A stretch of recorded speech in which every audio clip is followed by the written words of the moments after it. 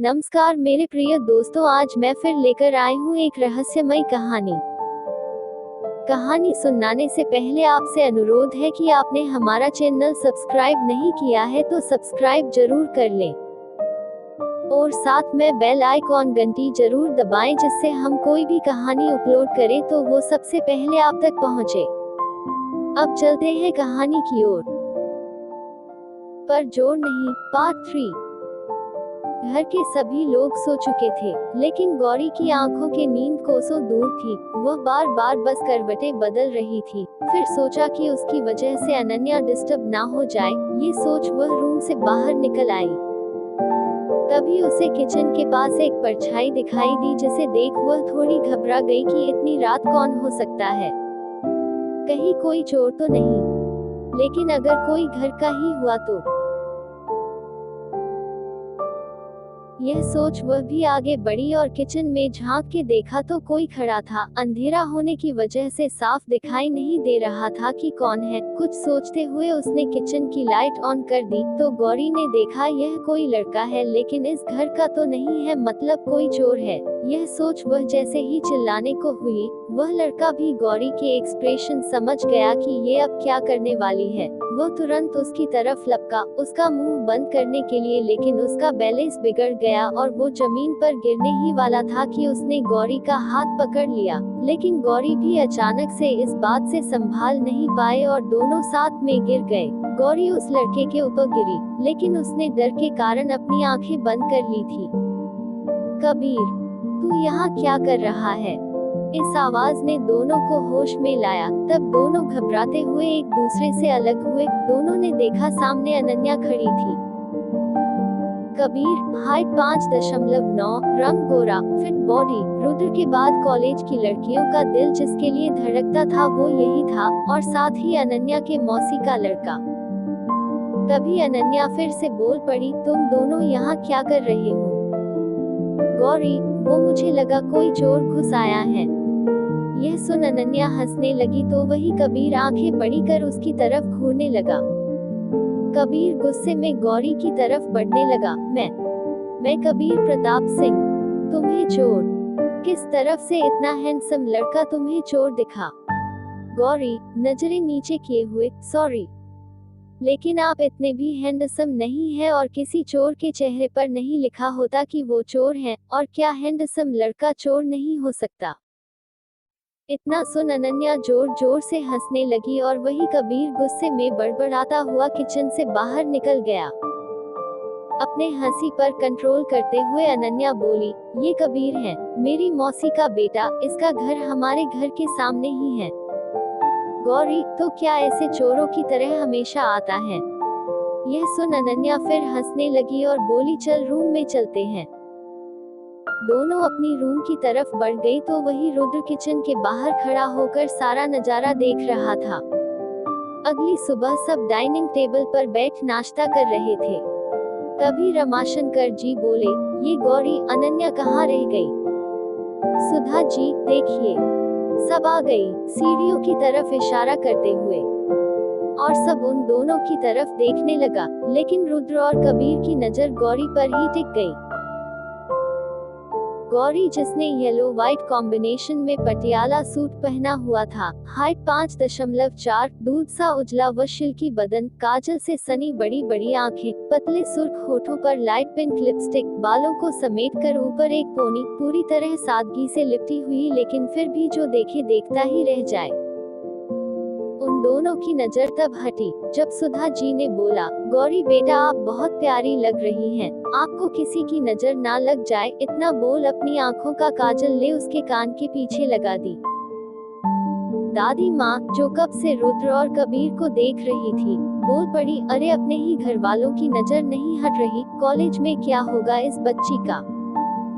यह सुन वह दोनों झेप गए और एक साथ बोल पड़े, हमें कॉलेज के लिए लेट हो रहा, और दोनों वहां से जाने लगे। तभी सुधा जी रुद्र को रोकते हुए बोली, आज रिमिशा की फैमिली घर आ रही है, डिनर पर तो टाइम से आ जाना। रुद्र, हाँ माँ, मुझे कल रात ही रिमिशा ने बताया, मैं आ जाऊंगा। इतना बोल वो आगे बढ़ा ही था कि उसने सुना, गौरी, अनन्या, ये रिमिशा कौन है? अनन्या, रुद्र भाई की गर्लफ्रेंड, बचपन से दोनों साथ पढ़े हैं, फैमिली फ्रेंड भी हैं और अगले साल दोनों की शादी भी हो जाएगी।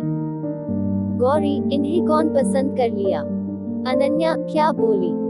वह सुन नहीं पाई कि गौरी ने क्या बोला, लेकिन वही रुद्र ने सुन लिया था। वह कुर्ते हुए वहां से निकल गया। गौरी, कुछ नहीं, चलो हम लोग कॉलेज के लिए निकलते हैं। और दोनों कॉलेज के लिए निकल गई। कॉलेज पहुंचते ही अनन्या ने देखा उसके फ्रेंड्स उसका इंतजार कर रहे थे।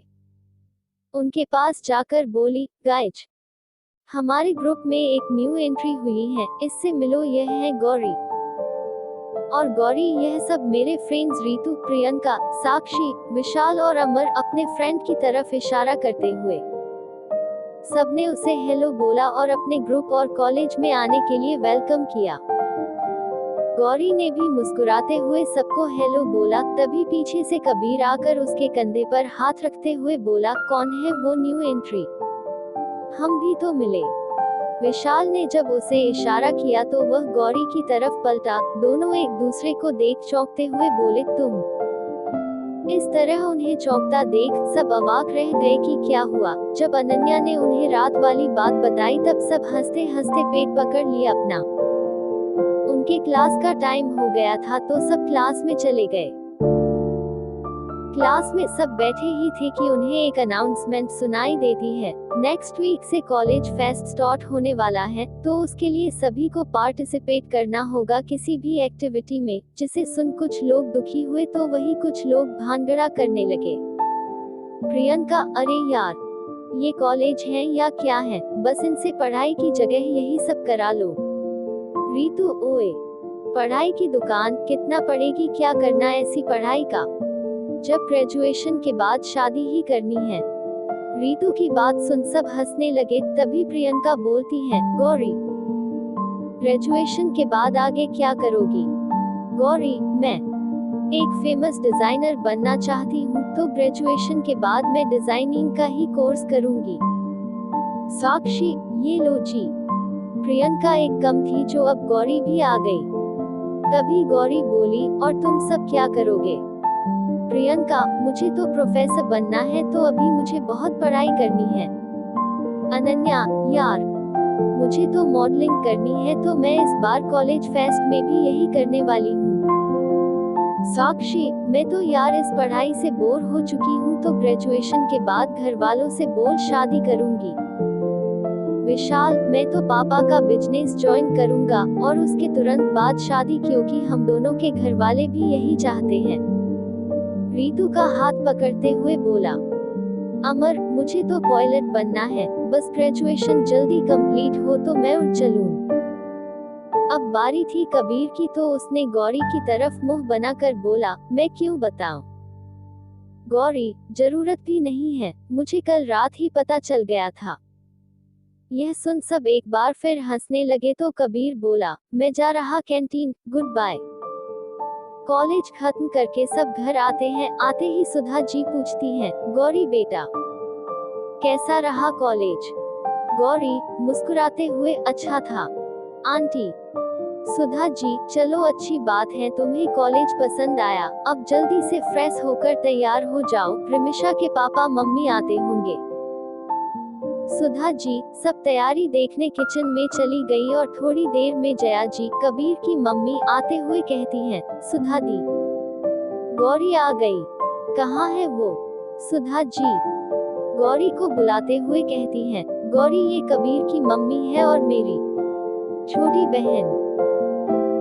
गौरी उन्हें नमस्ते कहती है तो जया जी कहती है, आओ मेरे पास बैठो, मैं तुम्हें अपना परिचय देती हूँ। मैं तुम्हारे मम्मी की कॉलेज फ्रेंड थी। तुम्हारे पापा सुधा दी के क्लास में थे, लेकिन मैं और तुम्हारी मम्मी एक ही क्लास में थे। बिल्कुल अपनी मम्मी की ही तरह खूबसूरत हो। कॉलेज टाइम में वो भी बिल्कुल तुम्हारी तरह ही दिखती थी। सही बोला ना सुधा दी? सुधा जी हाँ बिल्कुल जया, जब मैं स्टेशन लेने गई थी तो एक बार के लिए मैं भी हैरान हो गई थी। इतना सुन गौरी इमोशनल हो गई थी, उसके आंखों में आंसू आ गए, जिसे देख जया जी ने उसे गले लगाकर बोली, यहाँ तुम्हारे पास 2 माँ और हैं, कभी खुद को अकेला मत समझना, और दोबारा से इन आंखों में मैं आंसू नहीं देखना चाहती। इतना कहकर जया जी उसके माथे को चूम लेती हैं। थोड़ी ही देर में रिमिशा और उसके पेरेंट्स आ जाते हैं। दोनों परिवार एक दूसरे से मिलते हैं, फिर बैठकर आपस में बात करने लगते हैं। जया जी और कबीर भी आकर बैठ जाते हैं।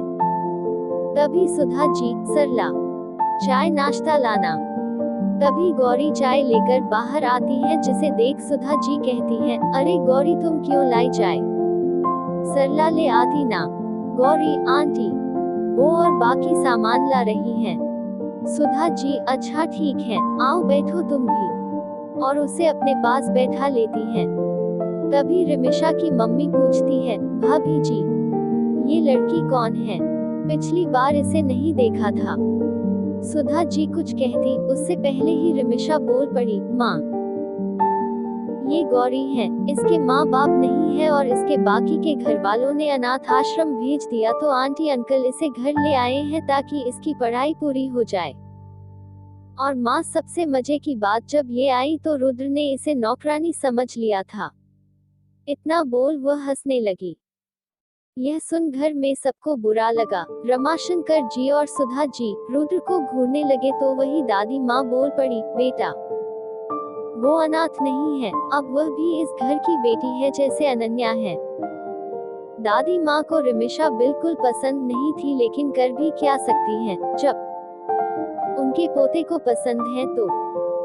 रिमिशा और उसकी फैमिली को समझ आ गया कि सबको बुरा लग गया, तो रिमिशा की मम्मी बात संभालते हुए बोली, गौरी बेटा, रिमिशा की बातों का बुरा मत मानना, वह बस बता रही थी कि आपके साथ क्या हुआ है। गौरी हंसते हुए बोली, नहीं आंटी जी, मैं समझ सकती हूँ। तभी कबीर थोड़ा माहौल ठीक करते हुए बोला, अनन्या चलो हम लोग कॉलेज के वक्त कंप्लीट कर लेते हैं, गौरी तुम भी चलो। इतना बोल वो दोनों का हाथ पकड़ जबरदस्ती खींचते हुए ले गया। तो वही रिमिशा भी रुद्र से कहती है, रुद्र चलो अपना रूम दिखाओ। रुद्र पहले मना करता है, लेकिन जब रिमिशा की मम्मी और सुधा जी कहती है तो वह फिर मना नहीं कर पाता और रिमिशा को लेकर अपना रूम दिखाने ले गया। रूम में जाते ही रिमिशा उसकी बेड पर बैठ जाती है, लेकिन वही रुद्र अपने रूम की खिड़की से बाहर देख रहा था, जहां कबीर, अनन्या और गौरी लॉन में बैठकर खेल रहे थे। रिमिशा के बार बार कहने पर रुद्र उसे अपना रूम दिखाने ले गया। रूम में जाते ही रिमिशा बेड पर लेटे हुए, बस कुछ मंथ और रुद्र, फिर हम दोनों साथ में इसी रूम में रहेंगे। लेकिन रुद्र उसके इस बात का कोई जवाब नहीं देता, बल्कि वो तो रिमिशा की किसी बात को सुन ही नहीं रहा था। उसकी नजर तो बाहर लॉन में बैठे कबीर, अनन्या और गौरी पर था, या ये कह लो उसकी नजर बस गौरी पर ही था। और वही बाहर गौरी का मूड ठीक करने के लिए कबीर सबके लिए आइसक्रीम लेकर आया हुआ था, जिसे देख गौरी बोली, वैसे सारे हैंडसम लड़के चोर नहीं होते। यह सुन कबीर, अच्छा मतलब तुम मानती हो कि मैं हैंडसम हूँ? गौरी हंसते हुए बोली, अरे पागल, मैंने बोला सारे हैंडसम लड़के चोर नहीं होते, मतलब कुछ होते हैं, और सबसे बड़ी बात कि तुम हैंडसम नहीं हो। इतना बोल गौरी अनन्या की तरफ एक आंख विंक करके कहती है और दोनों बैठे बैठे ही हंसने लगती हैं। अपनी बेइज्जती देख कबीर गुस्से का नाटक करते हुए बोला, अगर ऐसी बात है तो वापस करो मेरी आइसक्रीम, और फिर गौरी की आइसक्रीम छीन कर भागने लगा और अपनी आइसक्रीम वापस लेने के लिए गौरी उसके पीछे, तो वही अनन्या चिल्ला चिल्ला बोल रही थी कि गौरी आज छोड़ना मत इस नालायक को। यह सब देख रुद्र ने अपनी मुट्ठियां कस ली और मुड़कर रिमिशा की तरफ देखते हुए बोला, रिमिशा चलो बाहर सबके साथ बैठते हैं, सब क्या सोचेंगे। वो जैसे ही जाने को हुआ तभी रिमिशा उसका हाथ पकड़कर बोली, रुद्र आई एम सॉरी, मुझे बाहर ऐसे नहीं बोलना चाहिए था, गौरी को शायद मेरी बात बुरी लगी होगी, मेरा ऐसा कोई इंटेंशन नहीं था उसे हर्ट करने का। अगर आपको कहानी अच्छी लगी हो तो कृपया कहानी को अपने दोस्तों के साथ शेयर करें और लाइक कमेंट करना न भूलें। अभी भी आपने हमारा चैनल सब्सक्राइब नहीं किया हो तो कृपया चैनल को सब्सक्राइब जरूर कर लें। इस कहानी में इतना ही। मिलती हूँ एक नई कहानी के साथ अगली वीडियो में। इस कहानी को सुनने के लिए आप सभी को धन्यवाद। आपका दिन शुभ रहे।